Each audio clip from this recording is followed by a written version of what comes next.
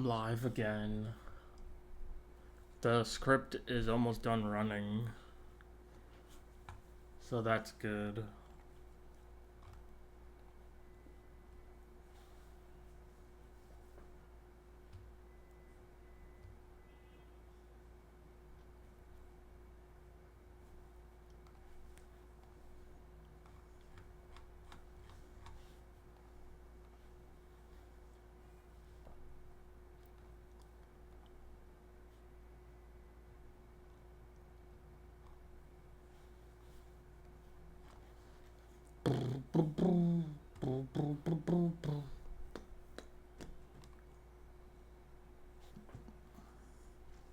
So we about to put like 1,000 songs on the site.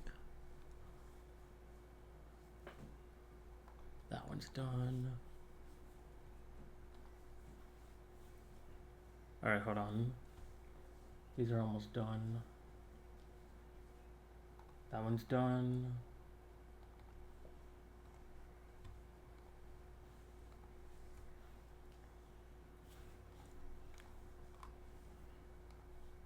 Now, hold on.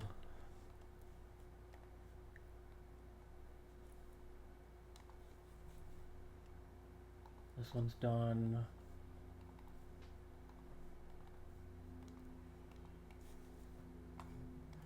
Now I do need to do one thing with the site is I do need to change, because there's a new thing now with the songs, a new entry called Spotify Streams, and I need to add that.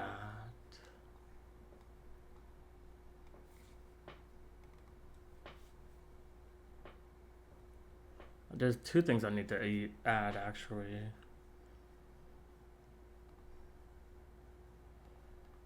I need to add Spotify streams in verified songs for the main one.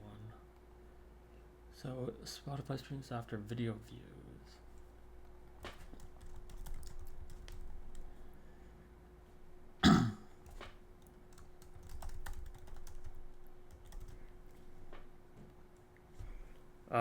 Is working video is in the merge.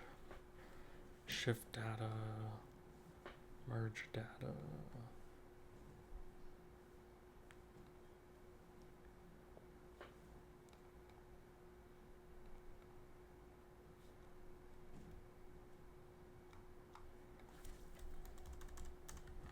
Select all from verified songs.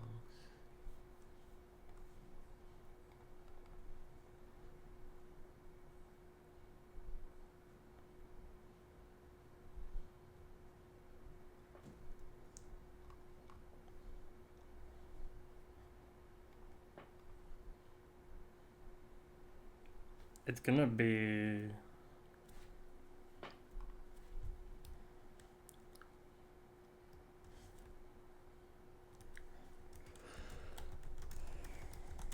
Spotify streams, and then special album ID.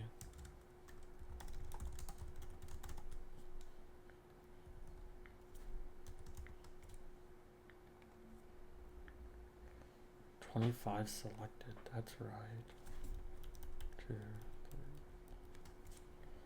5, 10, 15, 20, 25. Yep.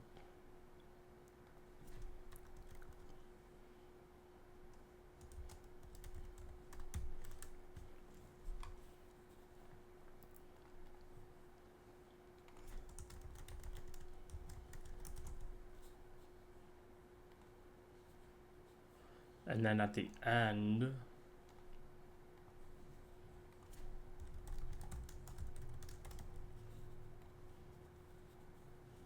is also 0.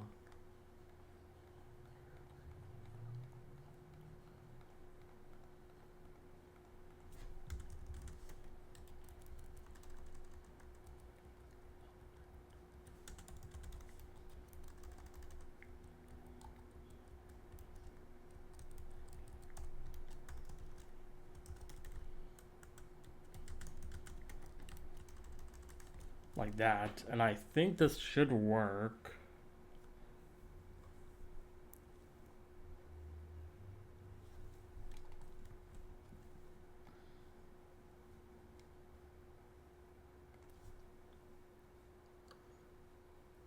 Let me download the first one.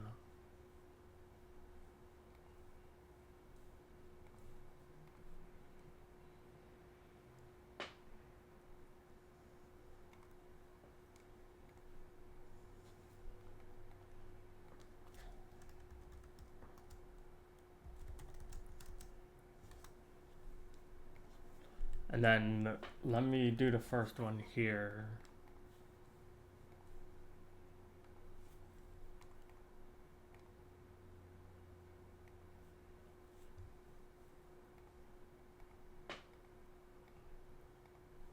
Yeah, it's working.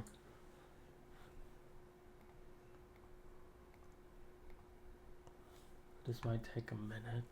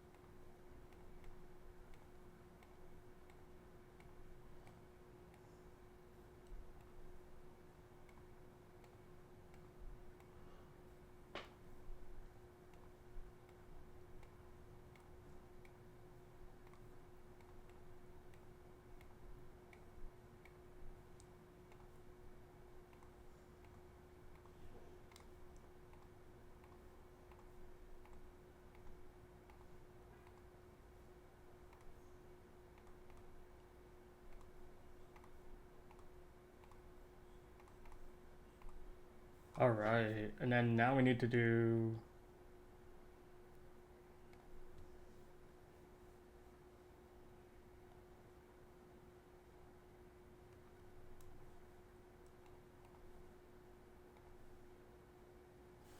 Hey, let me put a YouTube video on.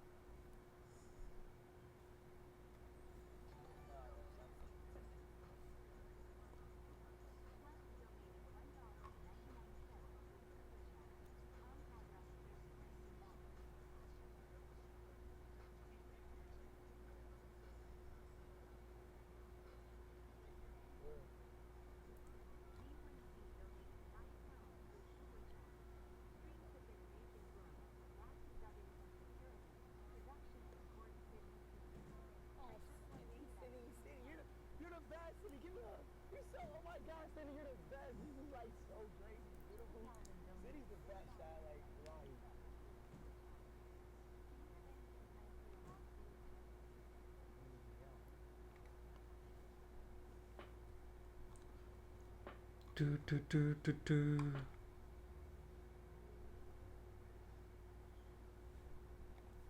I'm about to be asked 20 questions that apparently I've never been asked before, so this is going to be interesting. Is there a video I wish... Wait, let me watch this.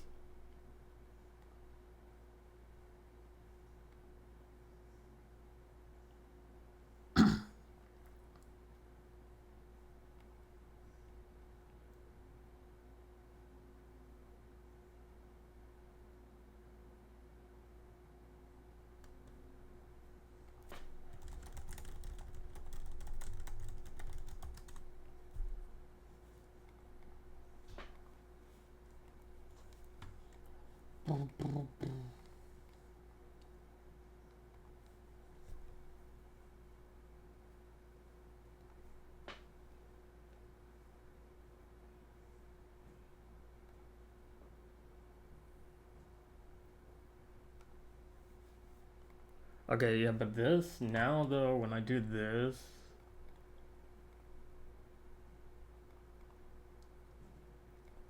fix need extra checks, I need to know, like, where this is going. Because then I need to probably fix another script.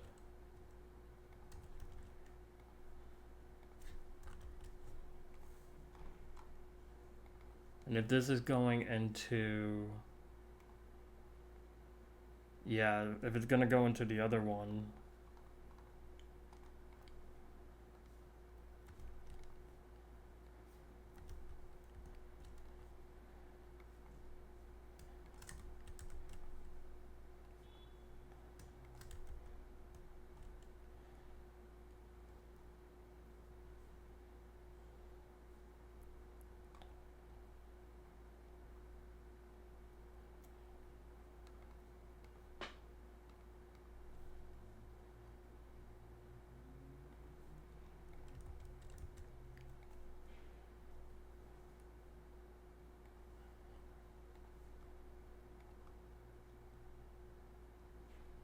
or wait, hold on.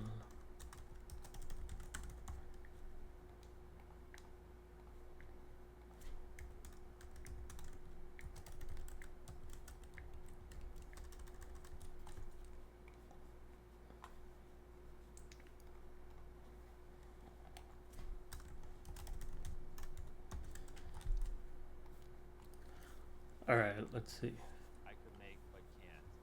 I mean, could you imagine you just open YouTube and it's like, I am on the moon, and then I'm like literally live streaming from the moon? That'd be sick. Obviously, we're working on going to space, things like that, but you know, I'm a simple man. I just want like a 99.5% chance of survival. If you can guarantee me that, I'm down. But obviously, you know, that's like billions of dollars. I don't have billions of dollars. Subject I was best at in school, math. Bro, I would just fuck people up in speed math. It wasn't even close. 13 times 13. 139.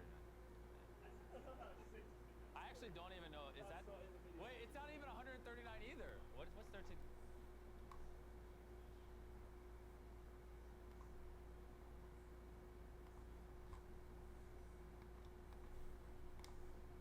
I'm sorry.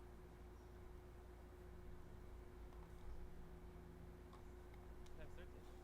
169. Why did I say 139? See, me when I was 13, oh my god, you guys would have cooked. Maybe this is why girls didn't talk to me back then. I would like hand people like sheets with problems, and I'd be like, let's see who can solve it the fastest.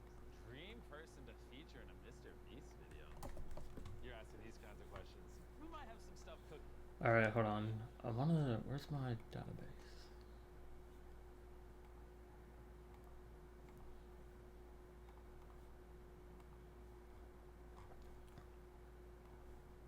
Yeah, clearly my script stopped running.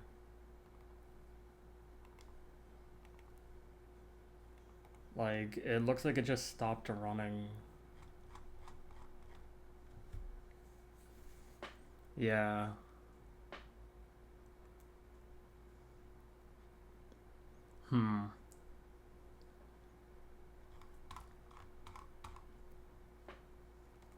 I need to fix that next weekend. I don't really want to fix it today. You know, but you know, obviously people love their Ronaldo videos, so it'd be nice to do something messy. But you know, we'll see. What topping do I have on my pizza? Okay, just straight pepperoni. Pizza, pepperoni, phenomenal. Doesn't need anything else. And before you ask, fuck pineapple. Which creator should everyone be watching right now? Oh, boy. Someone that might not be as obvious of an answer. There's this channel called Fern. Makes really Fern. Oh, I've seen that channel. High quality animations. Really good channel. I mean, Mount Rushmore of YouTubers. How many heads are on Mount Rushmore? 4? I can only put 4? Fuck. You gotta think of every era, right? Like, Fred, he was pretty culturally relevant, you know, back in the day on YouTube. You have Justin Bieber, he used to be a YouTuber, but most of his impact was off platform, I would say. So I wouldn't put him. I I'd say you can't have a Mount Rushmore of YouTubers without Smosh. Put Ian and Anthony like, you know, on one, right? Both their heads, but that's just one, not two. They were pretty just impactful to this whole platform. They also were pretty impactful for me. I watched every single one of their videos blowing up, and I feel like they, you know, had a huge influence on a lot of early creators. It's pretty hard to have a Mount Rushmore without Felix, you know, PewDiePie. He has to be up there. Let's go, bro. This is PewDiePie. I don't even have to explain that one. First one to hit 100 million subscribers. I mean, led the gaming scene for so long, had such a huge impact on the platform. I remember even like when he disabled his comments because of all the spam and all the, like, he held a lot of power back in the day and made a lot of change. I don't know if this is biased because I watched a lot of Ray William Johnson growing up, but I mean, I feel like Equals 3 was massive. I believe he was the most subscribed to YouTube channel at one point, and he had a lot of impact. And it's hard because I'm a little torn between Fred or Ray William Johnson, because Fred is before all of these guys. But I would put Ray William Johnson as the third, and then obviously I'm gonna put Mr. Beast as the fourth. How many holes does a straw have? Oh God, okay, I've definitely never been asked that before. Let me think this through. Don't wanna give a stupid answer. My first thought on this question is how many holes does a bagel have? Clearly one. And if you like stretch out a bagel, that makes a bagel straw, so still one. So they just slid me this laptop. Apparently one of these thumbnails is from my channel, and I gotta guess. No, wait, hold up. Two of these are from my channel. The one on the left and the one on the right. Yeah, well, clearly the top right one, I would never upload that. If that's actually on my channel, I'm firing like 10 people after this. Oh my The one on god. the bottom, I would definitely upload. The one on the left looks identical to something I uploaded, but I mean, probably the Stormtrooper one, right? Yeah, okay. I mean, the one on the left, I have a similar thumbnail, so you just kind of like made a worse version of one of my thumbnails. Which video was that from? How many rubber bands does it take to snap a safe? Oh, is that right? Yeah. The wisest piece of advice I've ever been given. Honestly, you just really are who you surround yourself with. 5 people you hang around the most are going to decide who you'll be. If you want to be a YouTuber, hang out with other people who want to be YouTubers, right? If you spent, you know, the next 2 years with me and, you know, my 4 smart friends that I talk to about YouTube a lot, you would become a YouTuber. You just would. You just are who you surround yourself with. You really got to internalize that, and the sooner you do, the quicker you'll achieve what you want in life. What's the most used app on my phone? Right now, probably Balatro. I've been playing the heck out of that game. Such a great game. Love it. I'm a huge Slay the Spire fan. I probably have like 3,000 to 4,000 hours of Slay the Spire, so I've migrated over to Balatro. Similar thing, deck building. Probably a tie between that and X. I used way too much X. Twitter. My childhood hero. I don't know if I ever had one. I take inspiration from lots of different places. I like to, you know, analyze people and take certain things from people. You know, like take someone like Steve Jobs, right? Like he was a phenomenal visionary and obsessed with making great products, but he also had his flaws. Just love how he was so obsessed with making a great product, and I've always been obsessed with making the best videos possible, and not as much now, but in the past, especially when our channel wasn't doing as good, I felt just weird and like, is this not normal? And like, why do I care so much about making the best videos possible? And people would tell me I was a freak and too obsessed, and I found a lot of peace in, you know, reading Steve Jobs' biography and seeing how obsessed he was with his product and how that resulted in the iPhone. And, you know, it's the best performing product ever in history. Which historical figure would be most likely to win Beast Games? This is such a weird answer. George Washington, because he'd be like very diplomatic and like he was able to unite all the states, so he could probably unite all the contestants and just convince them to vote him through on rounds. What book am I reading right now? Let me open up my phone. I'm about 17% through his biography on Ben Franklin. Yeah, learn about the life of Ben Franklin. Walter Isaacson. You should read all his books. He recently, did you see the Elon Musk biography that he did recently? Oh, it's good. He followed Elon around for 2 years and just like documented the X acquisition and everything and how it's like running SpaceX. Loved the book. He also followed Steve Jobs around all the way up to when he died, wrote about it. So yeah, it just does a phenomenal job just you know, detailing the lives of like really exceptional people, and so it's just cool to read about them and learn. Name an unexpected show or movie that you love. I deeply enjoyed Hunter x Hunter. It's a show, an anime. Everyone kept telling me how good Hunter x Hunter is, and then I finally watched it and I was like, oh damn, this is really good. And I really want to know how it ends. I want the guy to come back and finish the manga so they can make the anime. Who should play Mr. Beast in a movie? Yeah. Oh, you're asking that question to the wrong guy. I don't know any actors.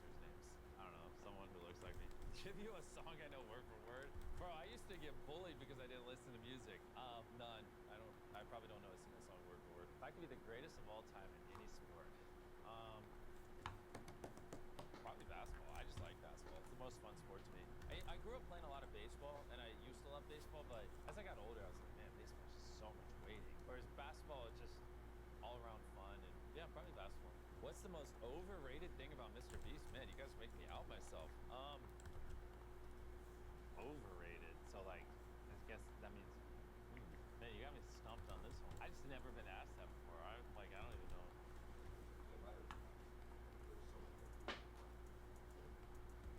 Yeah, that's not overrated. Yeah, I can't think of anything, to be honest. One thing on my bucket list that I haven't done yet. Well, I don't have a bucket list, but I mean, right now, because it's 3:30 a.m., my bucket list would probably be sleep. 3:30 a.m.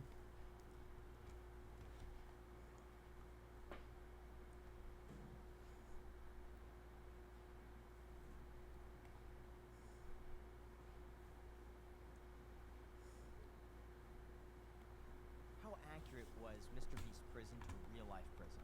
So physically, it was very realistic. Like the guy had the actual prison toilet hooked up. Even in my studio, we didn't have a hooked up toilet. Like he had the real deal. He had the real prison shower, prison bunks. He had the actual like 500-pound metal table like drilled in to the concrete. So realistic. I think mentally it was different because like in real prison, you're not going 30 days without a book. That's why me and him would always bicker like on every check-in day. About how this is a fake prison, this isn't a real prison, because there's more to do in an actual real prison. But again, this is a challenge, and I understood his standpoint. But from a physical part, Where the hell is Soviet and they 2? based it off of like their art team based it off of prison movies, prison shows. It was really cool. Even the doors, the tray slots, like they spared no expense to make this super legitimate. How accurately did they depict the drama that was going on between you and Cuff? So the drama wasn't real. All the drama pieces, not that it was scripted, he doesn't script anything, we scripted it ourselves. So the drama that you see in the video was real, but me and Lenny were doing it as a joke to punk him. So Jimmy didn't ask you guys, hey, like make this into a bigger deal, but you were like, hey, I'm bored in this pseudo prison, may as well make some drama. So the first fake drama we had was on day 30, and we really wanted them to put it in because Mr. Beast's reaction was priceless. We devised this plan with the books, as you guys saw in the video, and I passed Lenny a note, and I said, hey, let me take the books and I'll smuggle them out. We make the deal, go along with it, and Jimmy was filming another video and came back a couple hours later, like you guys see in the video. Lenny winks at me while I'm sitting on the bed, and that's when he says, I want the Bible, why do you think you could get the books? We're arguing back and forth for like 3 hours, like a real fight, like the tensions in the room. They called the casting department and the team, the creative team, saying, hey, I think one of them is going home. Like it was real. Jimmy walks in and I say to him, I'm like, hey, I can't stand next to him. Like I'm ready to go home if I don't get the library. Like the tension was there all the way to the last second where he's like, well, who's getting the books? And I say me after a long pause. That was all real, not edited. And Jimmy like lets out a huge sigh of relief. Because he thought it was real and we punked him over it. But that was like the first scripted drama on our part. No one ever told us to say anything. What they will say to do is just whatever you guys talk about, keep talking about it. Like I said, I talked about wanting a haircut like every day because they need a way to introduce it into the video. But they'll never say stir up drama or do that. The haircut. Wouldn't they know, though, if you're devising a plan because it's all recorded? Like, how much of this can they not get on camera? Like, I'd imagine passing a note. There's someone watching you pass a note. They saw us pass a note, but they did. I wrote it in the bathroom. There's no notes, like no cameras in the bathroom or showers or in the back, so they didn't see what I wrote. And they didn't know what the plan was. And then he winked at me, and they didn't see it or whatever. That you ask anyone on their team, they would have thought one of us is going home on day 30. And also by that point, I was complaining heavily because I wanted to quit like probably 10 or 15 times in the first 10 days. Why? So for me, I went to real prison, and that prison experience gave me a good break from all the disaster that was going on in my world. All the stress, everything. I was overweight. I was miserable. I was in a massive amount of debt, failed businesses. All my friends abandoned me. It was a really bad spot. So those 3 years in real prison was a great break and a reset, and I got to plan what I was going to do in the future. I get out, I rebuild my life, I work at Whole Foods, and then I'm able to create a successful business and have a really good life. Then you go leave that all on the line and you go into this environment where you have no phone, you have no internet, no family, no friends, no communication. You give up your life and you don't know how your baby's doing on the outside. And the baby being my podcast and what I was able to build, literally trusting someone else with that. And I always compare it to, would Jimmy be able to go off the map for 100 days and not know his analytics? I mean, how many times do you guys look at your analytics in a day and respond to comments? Like, I was doing all of that. I was a one-man team before my friend came into the picture. I was doing all the posts, all the editing, everything. So I was literally trusting my whole life. Oh my God. And this is a great topic to talk about later too, is that I would never have risked my whole platform for a Mr. Beast video, because you can't depend on just that money or just that exposure to blow you up. And I think that's where a lot of contestants might go wrong after a Mr. Beast video if they don't have their own lane or their own content. So I had all those things in mind. So for me, I was miserable being away from all that. I'm a worker by trait and like to be physically hands-on. So to be in an environment where you have nothing going on, because you can only talk to someone. I mean, we talked probably the first 4 days or whatever about our whole lives. But after that, how much is there really to get to know each other on that level? So we did things like we made a chessboard, engraved it into the table, and we used like vitamins and gummies and stuff that we had as pieces. And then we made like the basketball hoop and a pull-up bar with my bed. But that's all we had to do. And we lived through like getting the 3 meals a day and going to the rec yard once a day and splitting up the time that way. But a lot of it was nothing, you know? It was just sitting there. So to me, that was the hardest part. So there was no drama between you and the cop whatsoever, in actuality. Like, all of the drama was just you and him plotting to make things fun, to make things entertaining. Was there ever a part where you guys were feuding a little bit? So the snoring was definitely like the first real drama, I guess you could call it real drama. That could be annoying. Yeah, it was more me solo drama because it was at night. He was asleep. He was a heavy sleeper at night. I went to bed early, and I was up like all night listening to these snores, and I'm like flipping out on the camera in the middle of the night. Like, I was pissed about that because I wanted to sleep. So there was that, and then at day 50, I was pissed, not necessarily at him, but I was just angry that, one, I was thrown in solitary during the visit. So that was real. That was all real, yeah. So this is when I really realized how legit. Why is this not on YouTube? Anyone can say whatever they want about him, but this, like, I think solidifies it. When that happened on day 50, where only one of us can pick the visit, in my mind, I'm thinking, okay, this is gonna happen. They'll focus on Lenny, and then they're going to let me say hi to my family or something. They flew them out there all the way from Connecticut. Like, I'll have time with them to see them. And he got his edit for the video. Everything's good. They put me in solitary. I'm thinking, okay, they're going to open the door any second. They got the shots. Everything's good. None of that happens. I'm literally in solitary for like 5 hours waiting. They put my family back in a car and sent them all the way back to Connecticut. I didn't talk to them. How did your family feel about it? My dad's pissed to this day. So something that didn't make the video was that on day 80, because every check-in, I would say, Jimmy, this is a real prison. Where's my phone call? And we would go back and forth, and he would always string me along. And on day 80, he finally gave me a FaceTime, like right before that rock challenge. So that was the first time I got to talk to my family. We were able to send letters because we bought down commissary, but we couldn't receive letters back. So they had a whole stack of letters for us when we got out.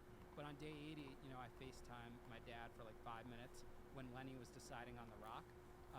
And that was the first time I got to talk to him. My dad like is yelling at Mr. Beast like in the background, I'm still mad at you.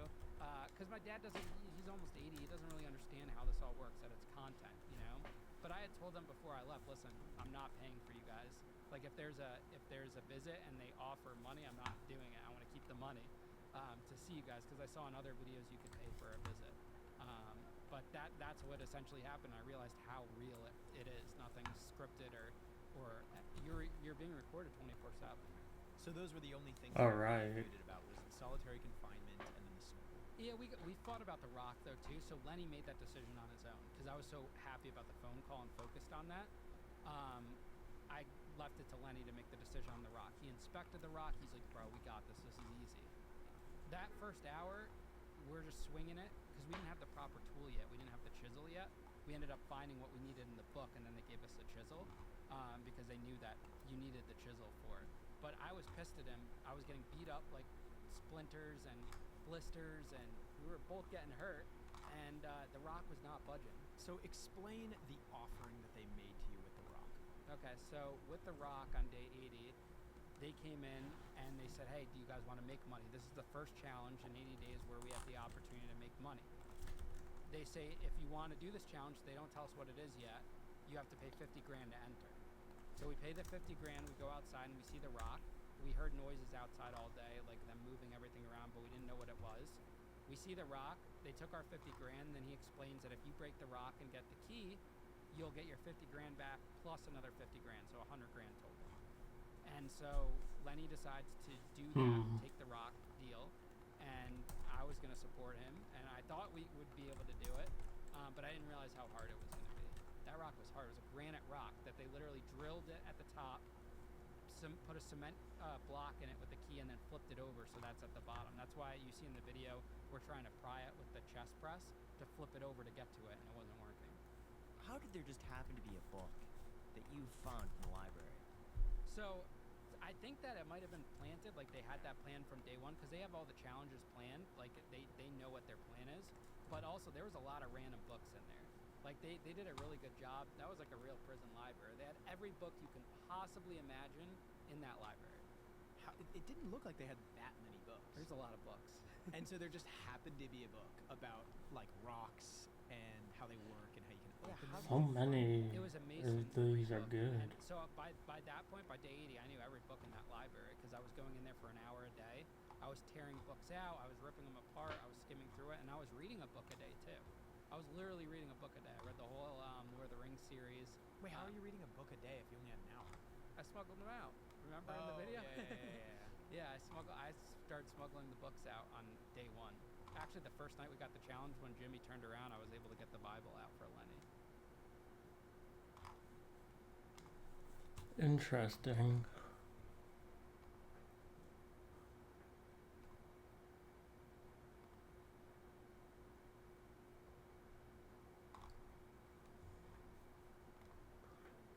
Interesting.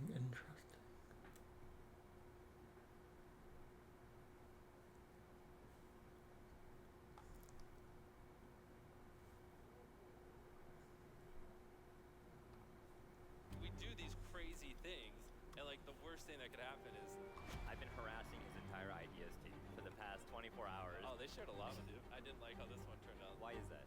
Well, there's hundreds of videos I want to film, so I don't have to settle. How do you think about story versus retention? Well, that's the the Louisiana. Yeah, I thought we'd bring it back to the audience to start off. How many of you guys struggle with coming up with a good video idea?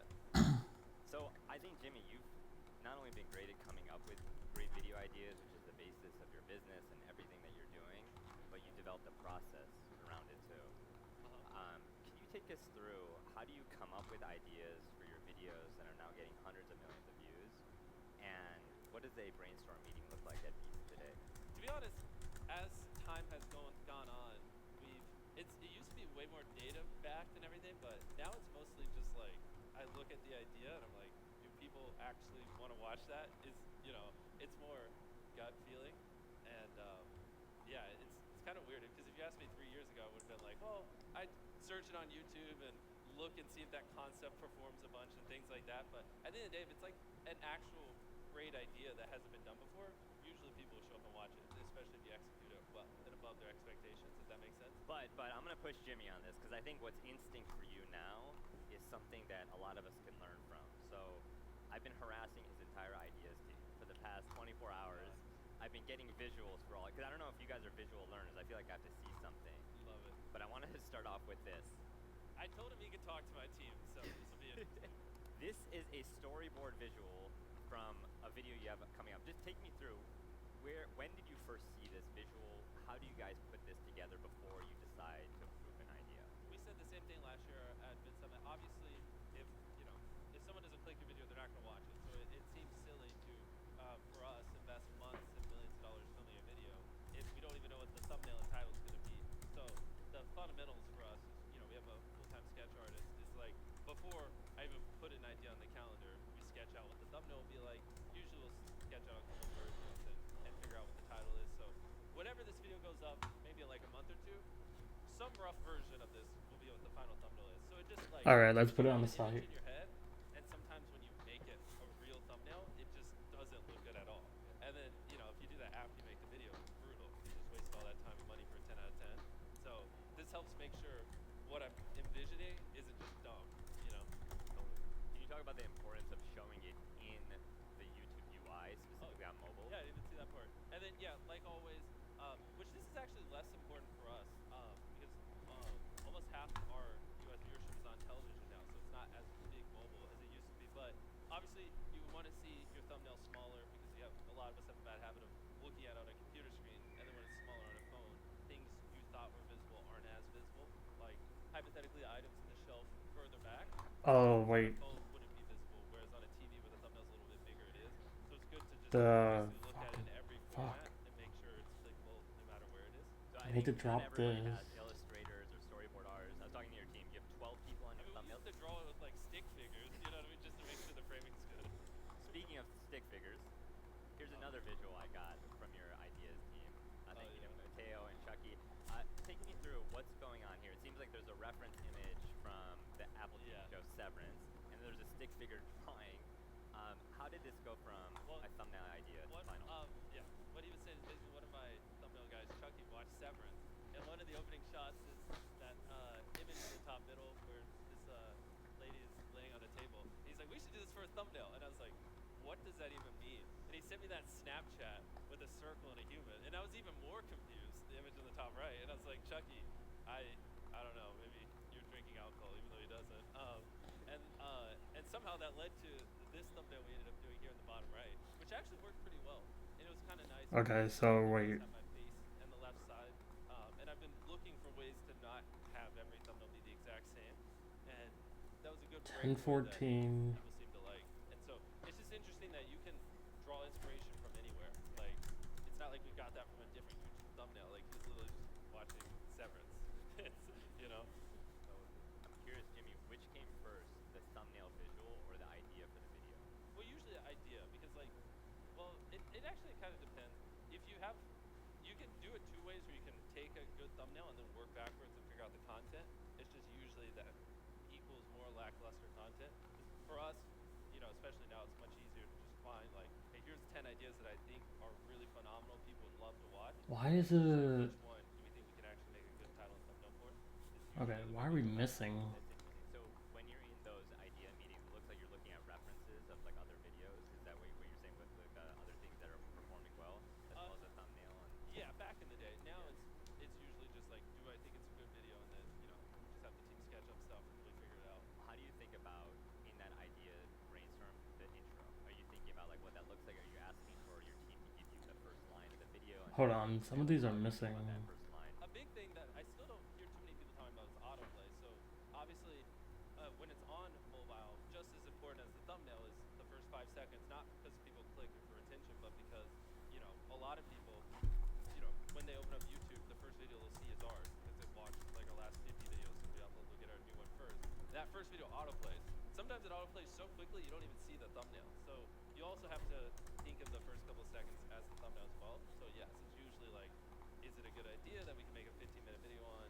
Is it a good title and thumbnail? And then obviously in the first 5 seconds, you know, would that be good enough where they'd click without reading the title or anything, just seeing that on their phone? All that combined is how you give your video the best chance of doing well. 100%. I think another thing that Oh, they shared a lot with you. so people Yeah, were we talking made, about this. YouTube has this new A/B testing beta where you can A/B test thumbnails, and so we went through all of my videos and closed my mouth. I actually tweeted about this the other day, and every single thumbnail, my closed mouth performs way better than my open mouth. So if you take one thing away from here, close your mouth in your thumbnails.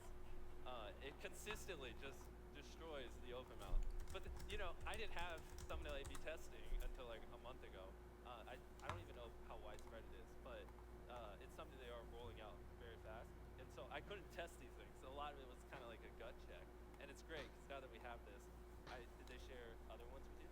Yeah, got these queued up too. Yeah. So here's another example. Yeah. So for our new video, we started off with that car flying thumbnail, which, you know, in my opinion, I thought was the best. Like, who's not going to click on a flying car? But weirdly enough, the one we're landing on now is version A. That one just consistently people are clicking on way more and just performs much better.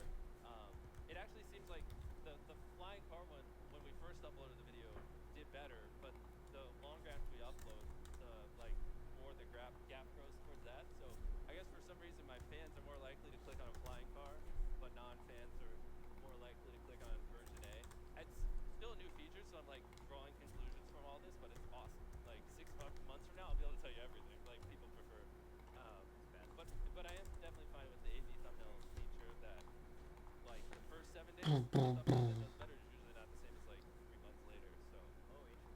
yeah. So after it's out for a while, how often do you actually exchange the thumbnail? I mean, a lot, but you know, like I said, we've only had it for like a month, so I can't like say anything super concrete. I just know whatever my fans will click on is much different than non-fans, which makes sense because I probably don't have as much street cred, so it needs to be a little more realistic for them to click and things like that. How do you think about realism in thumbnails today? Because I feel like YouTube has gotten so sensational that people have gotten wise to what thumbnails look like, and now the pendulum is swinging backwards. Like, how do you think about the realistic nature of a thumbnail intro in the YouTube video in general? Why are there so many? Make it where people, when they look at it, instantly understand what it is. I don't really worry about realism or anything. It's just like because like we do these crazy things, and like the worst thing that could happen is like I upload the video and people look at the thumbnail and like I don't get credit for the wild big spectacles we do. So I just try to. That's why sometimes things can come across like a little cartoony. Try to just make it super simple. You look at it and you're like, oh, flying car. Because in that video we had a flying car, but we also had like a golden car as well. And so it's like you look at it and you're like, that's what it is. And then you can decide whether or not you click. I don't want people to have to look at a thumbnail and then spend like 3 seconds like, I wonder what that is. You know what I mean? Yeah, I think any moment of friction is the moment too long.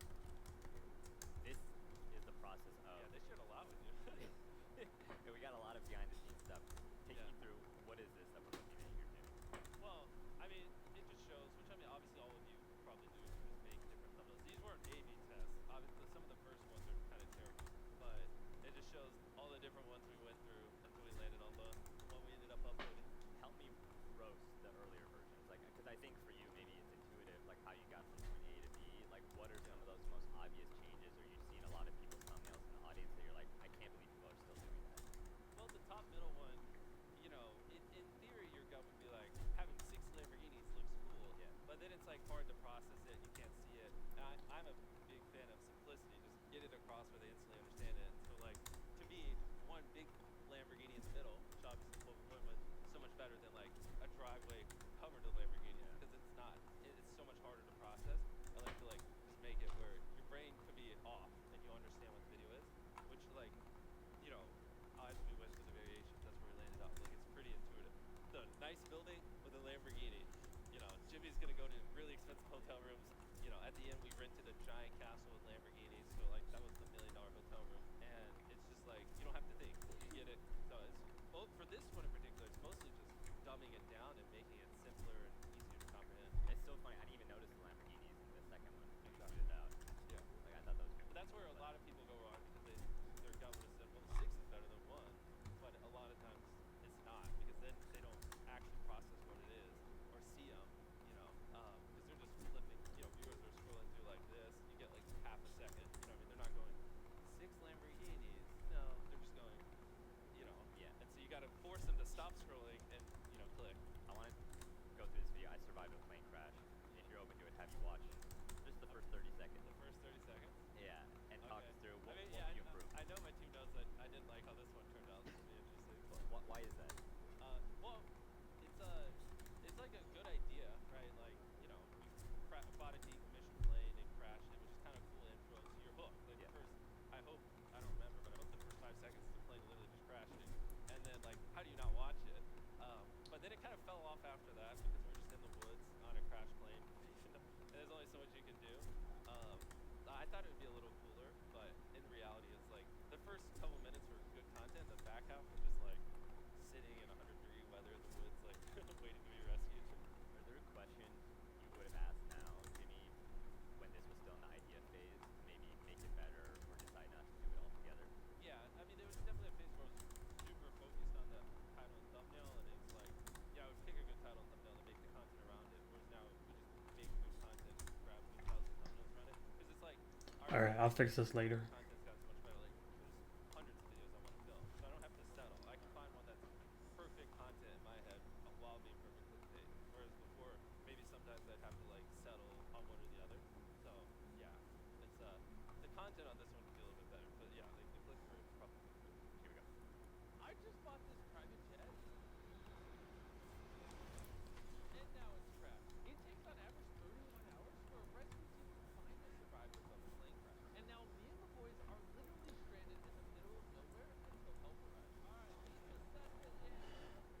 All right, let's see. Is it up on the site? Oh look. All right, I think we got the idea.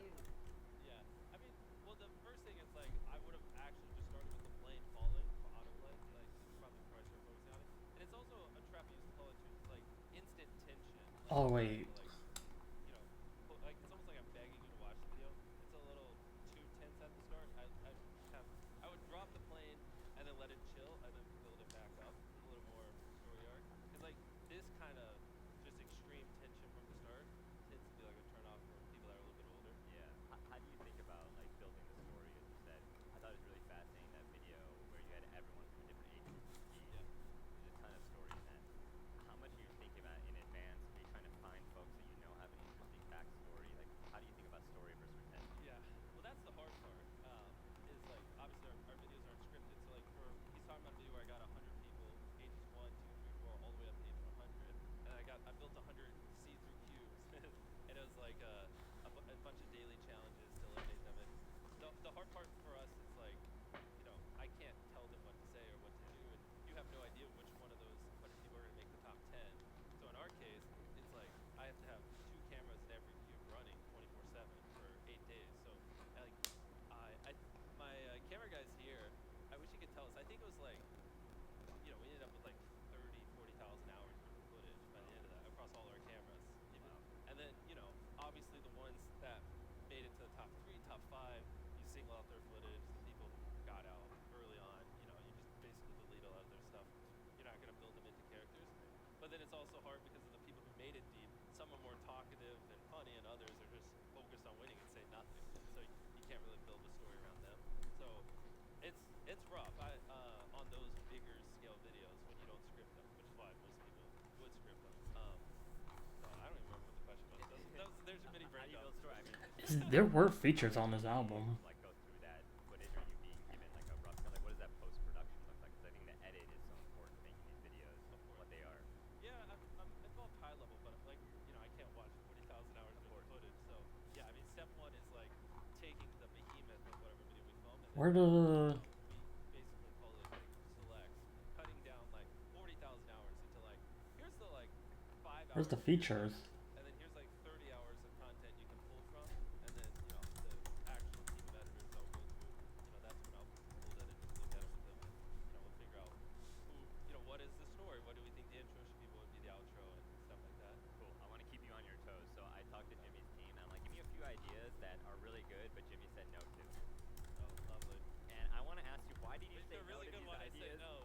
And I Why mean, did people wanna the take these features ideas. on They're this? really hard to pull off, but I think they're fascinating. Okay, ready for the first one? Yeah, dude. Okay, here it is. Real quick, I want to show you what it took to pull off this interview with Mr. Beast, because I got to spend time with him and his team to take you guys behind the scenes on their creative process.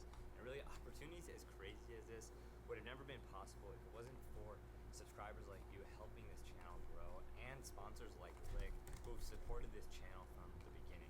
If you don't already know, Lick is pretty much the only platform that lets you use mainstream music in your YouTube videos, all while being protected from demonetization and copyright strikes. And I'm talking about What? huge hits from the likes of Justin Bieber to Bruno Mars and more, and even big creators like Eric and Mr. Beast, the Sidemen. They've used Lick to put mainstream music in their YouTube videos because familiar music tends to get more viewers. But it says because it says by like Kendrick Lamar and all that. Check out the link below. But how come Off your first mainstream track and 14 days of free stock music. Now back to the interview. Phone drop test from space. Apple versus Android. Why did you say no to that? Well, I mean, my first reaction I'm was clicking. probably like it could kill someone, and so. Yeah. But for long form, obviously, you can't get enough content out of that.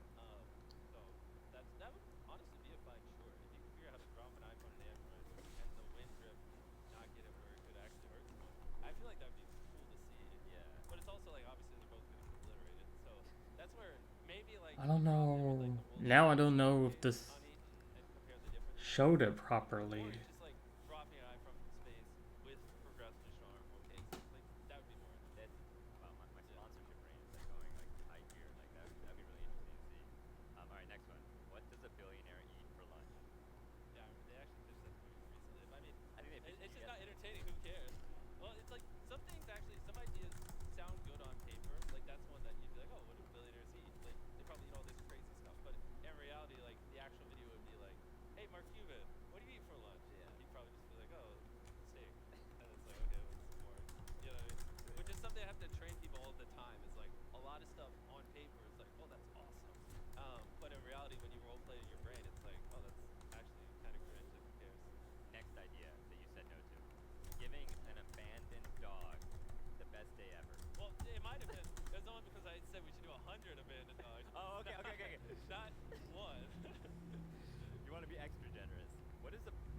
process look like for shorts versus long form? You know, I still feel like a lot of people, you know, focus a lot on the idea, but it's like obviously there's no title and thumbnail for shorts. You know, people are just flipping like this. The thumbnail is the first second. You know what I mean? The very first frame and things like that. So it's like shorts. You can just be purely content based. You just Wasn't gotta Kendrick on a 30 second song? seconds and then just make a banger video. Whereas like obviously getting someone to watch a 15-minute video is a lot bigger of an investment. You really have to sell them on why you should commit to this 15-minute video, and then you know, the bad title and thumbnail will just literally kill a short form video. I would like to say the first frame to a short form is as important as the thumbnail to a long form, and Yeah. too many people overlook it. I wanted you to analyze one of your most recent videos that did really well. Tell us what's going on in the first frame and what decisions did you make to make this happen. Okay, ready? Can you spot the 5 hidden people behind you? Let's see if random people can. In front of you is 5 hidden people. You'll have 15 seconds to point out each of them, and if you do, you win 10 grand. Go. Nobody's here. Oh gosh, there's one. Tyler and the creator. What the Three. fuck? The one laying down the Ritz, yep. 4 over there, the toilet paper. Okay, where's the 5th one?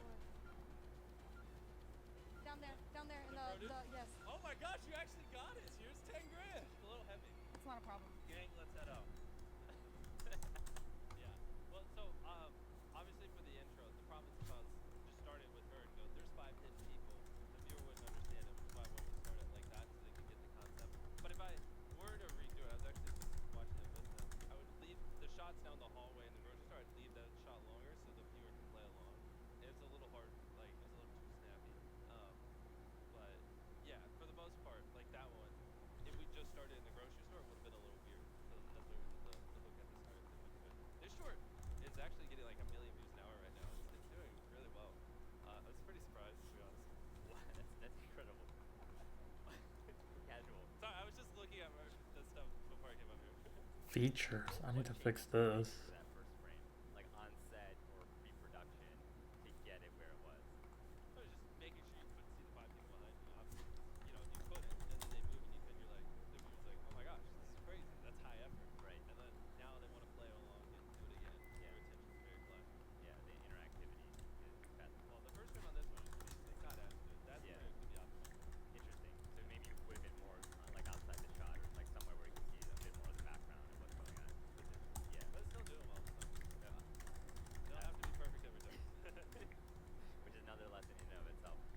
Jimmy, what does your month look like now in terms of how many shoot days you have a month, and what does a shoot day look like for a Mr. Beast main channel video?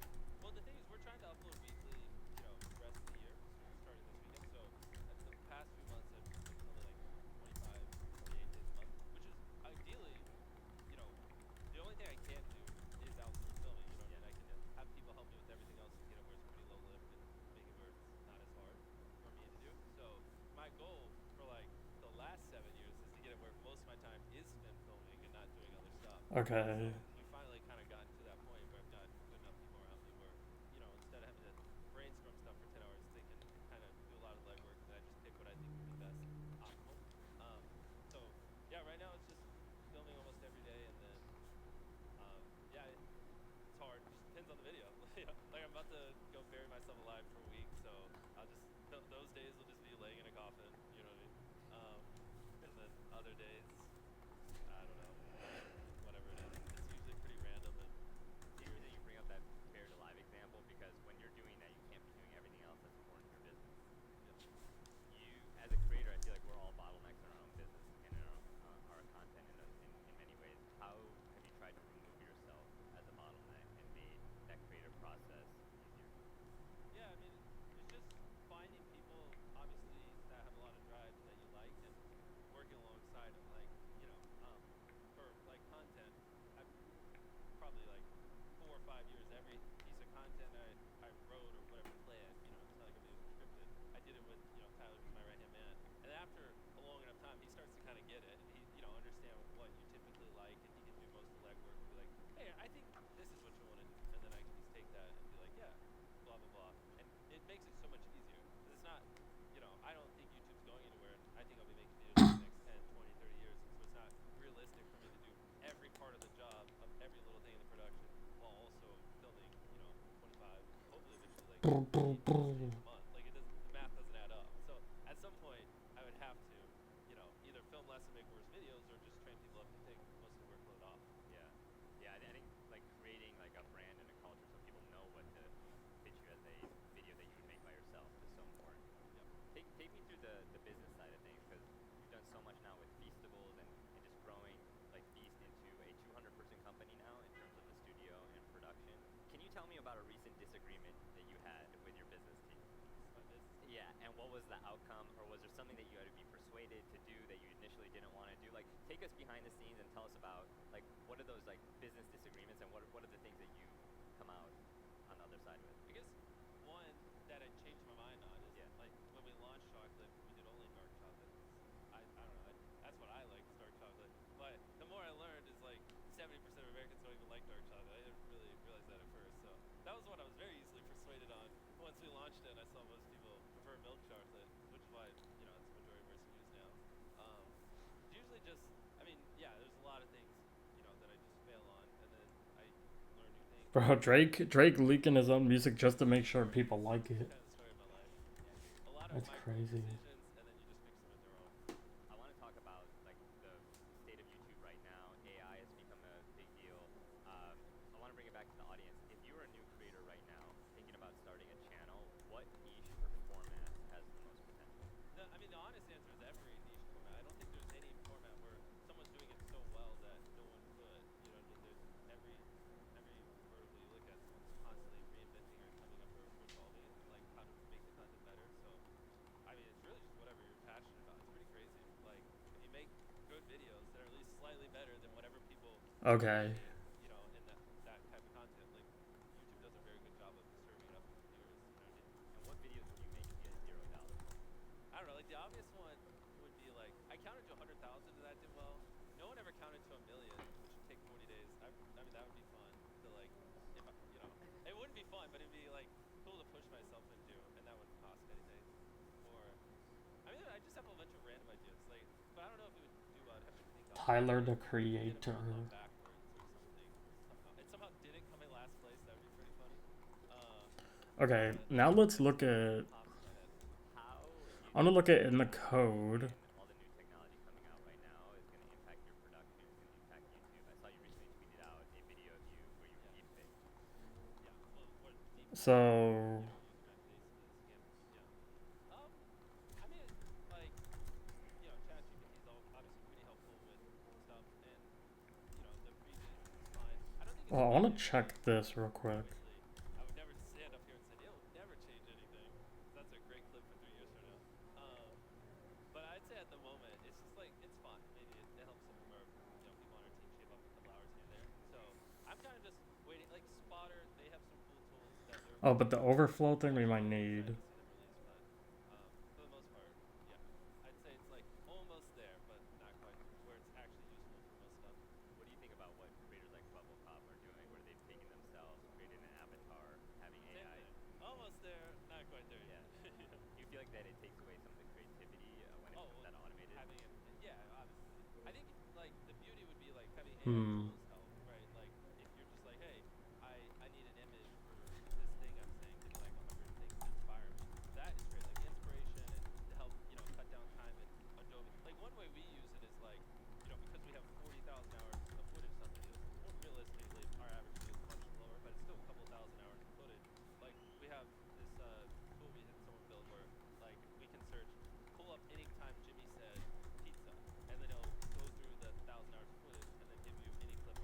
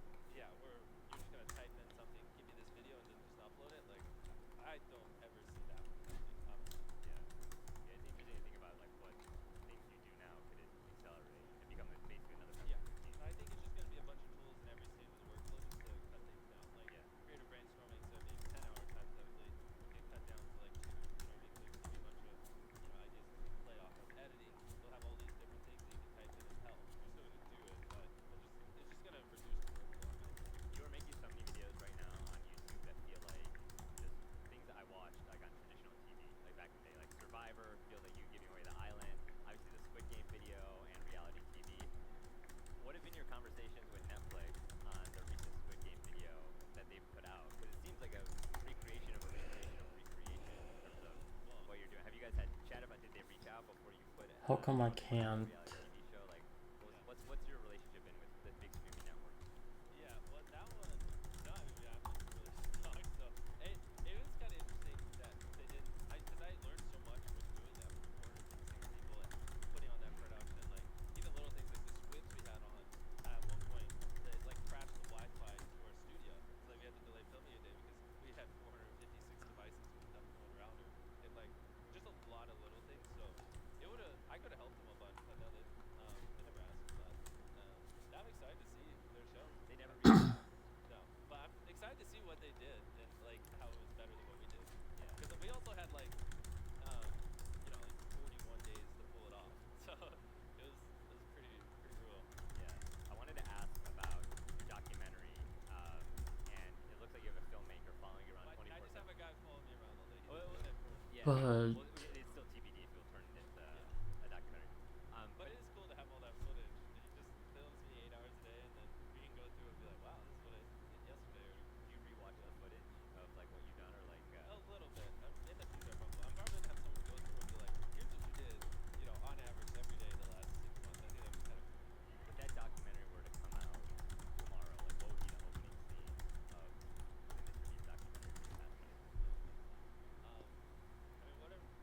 The only interesting things I do are the videos, and besides that, just working behind the scenes are just a bunch of boring work. So I just pick whichever video I uploaded that's the coolest. That would probably be intro. Outside of that, it's just me stressed out, working constantly. What's on your homepage? Like, what are you watching Yeah. on YouTube nowadays? Because I think inputs are so important to what you output as a creative. Yeah, weirdly enough, it's actually there's a lot of shorts. do I have Webpack? Sometimes when I open up YouTube, it actually opens up on the shorts. I don't have Webpack. But for creators, it's usually educational based content.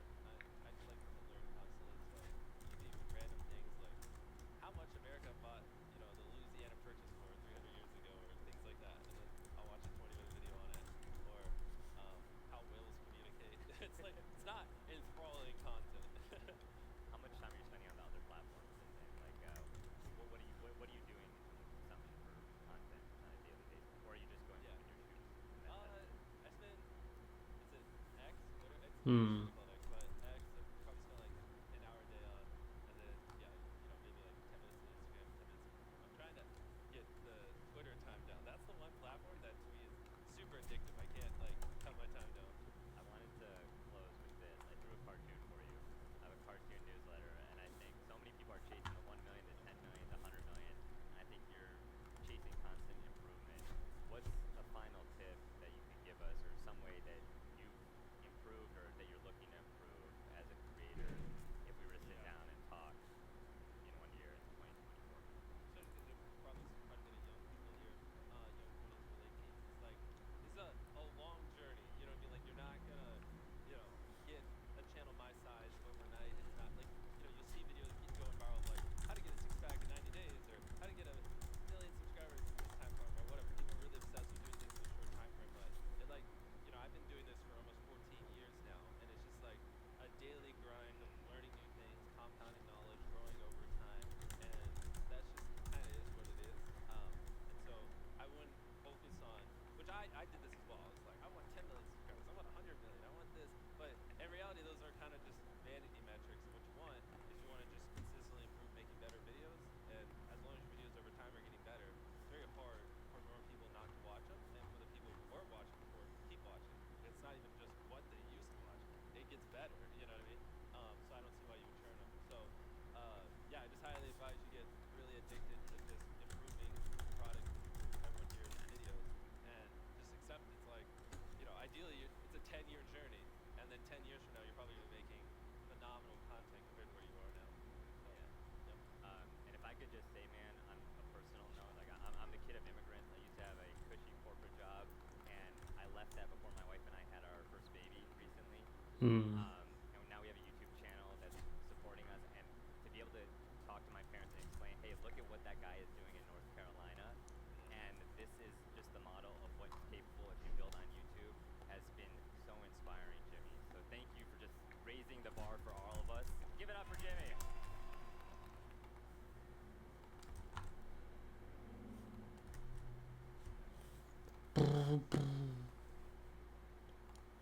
A few months ago, I built my very first gaming PC. Felix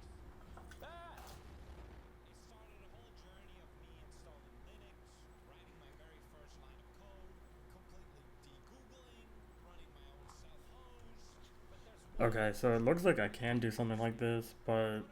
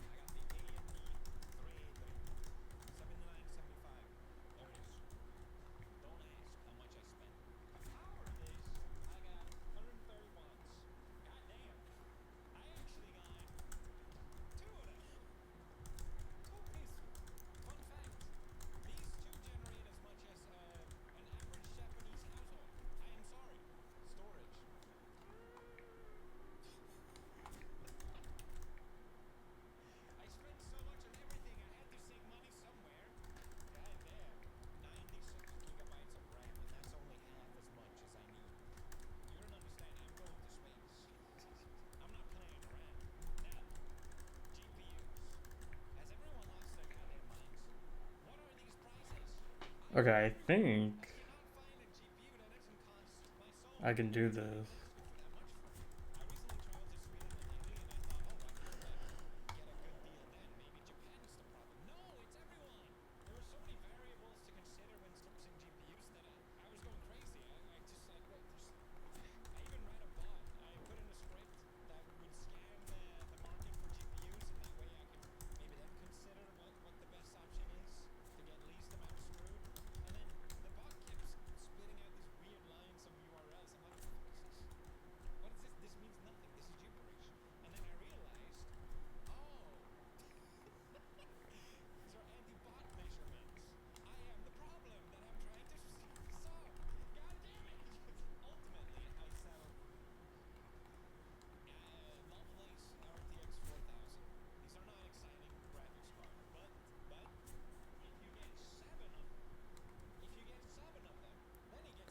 Oh, it says it's not defined.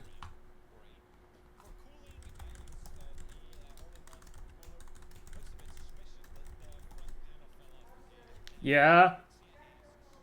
Okay.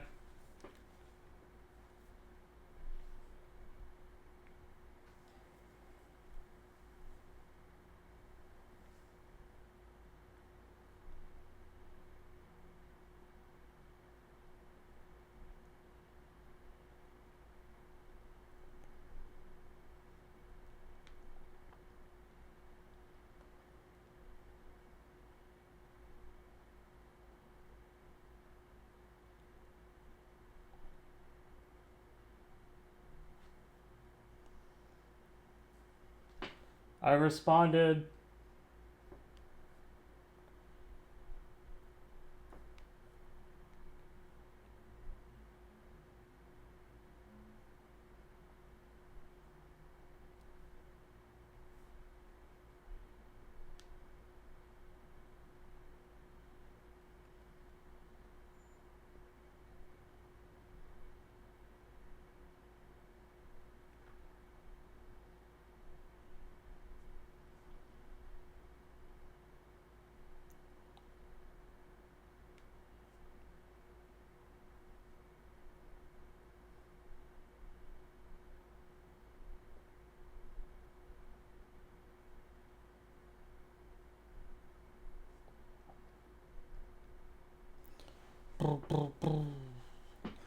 All right.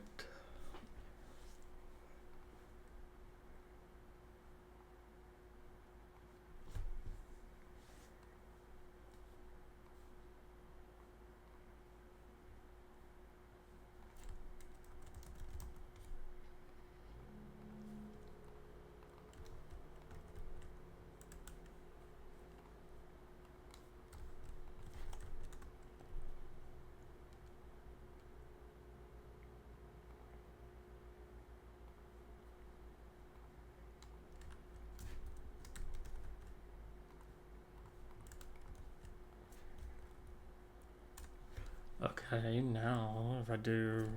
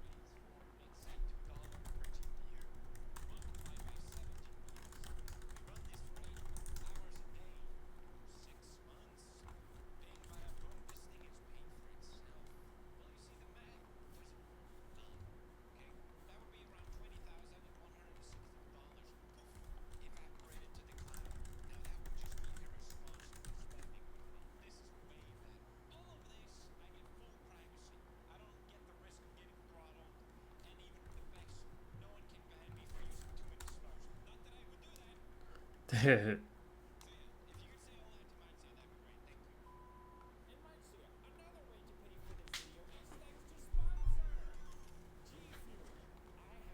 is?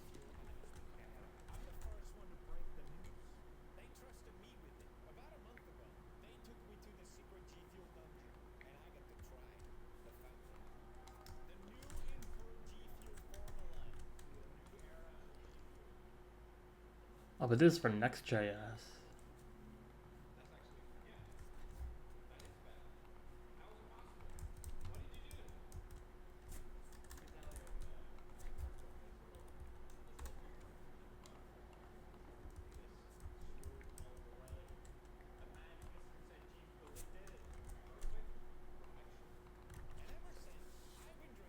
Alright, it's fine.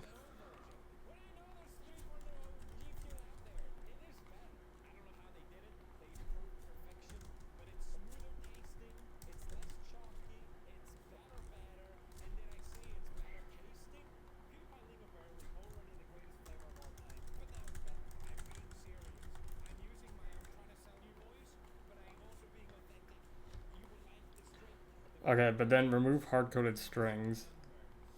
So we do have the translations.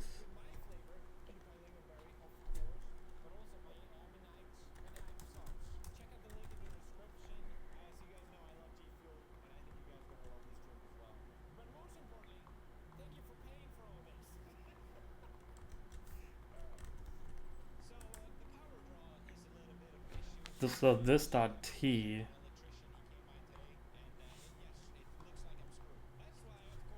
So this dot t.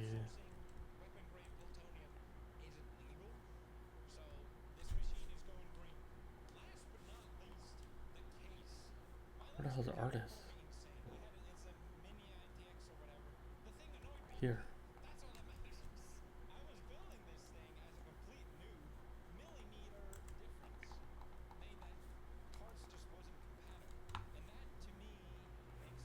So that means on the site.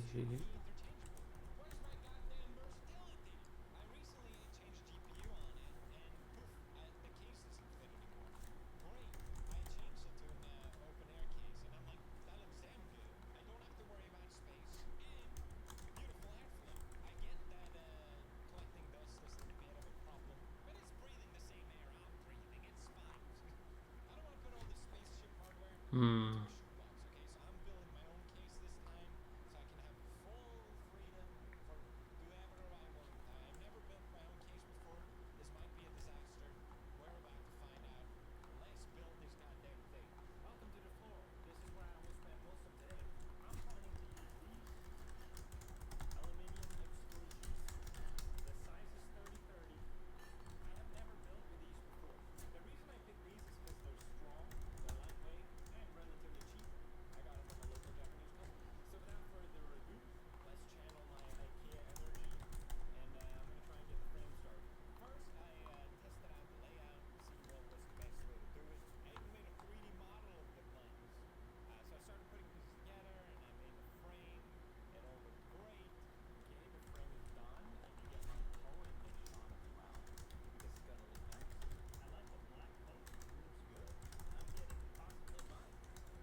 Oh, so it's like this.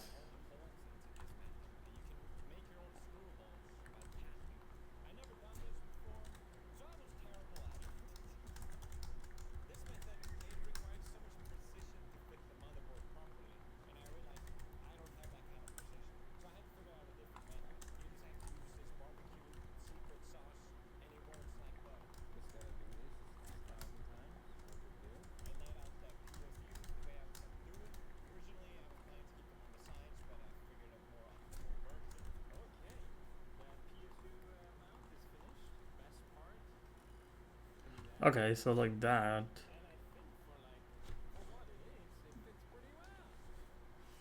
Because I do this.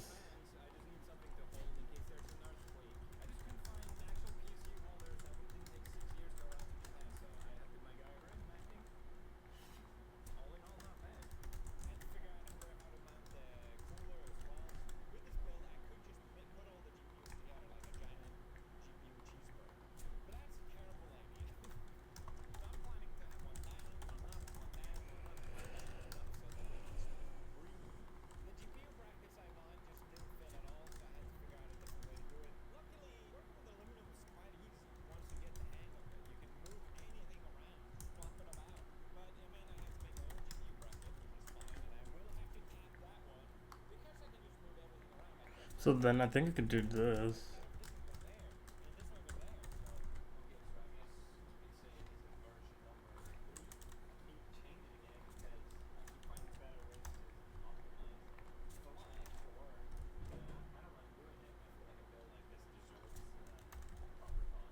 So that way it's easier.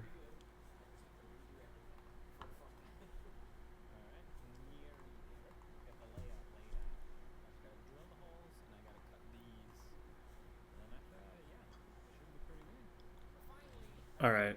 I'm gonna end my stream there.